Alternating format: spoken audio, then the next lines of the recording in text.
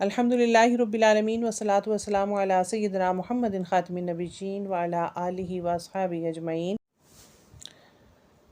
102 number حدیث بھی اسی متعلق ہے کہ ابو حازم سے ابو ہریرہ نے وہ نقل کرتے ہیں، انہوں نے فرمایا کہ ایسے 3 لڑکے جو ابھی بلوغت کو نہیں پہنچے ہو۔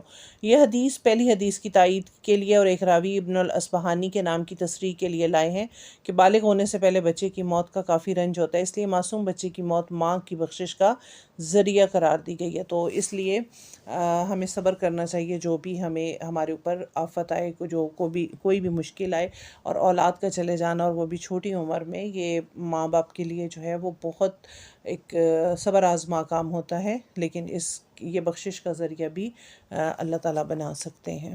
اللہ تعالیٰ ہمیں ہماری اولادوں سمیت جو ہے وہ دین کے راستے پہ رکھے، حق کے راستے پہ رکھے، اور ہم سب سے راضی ہو جائے۔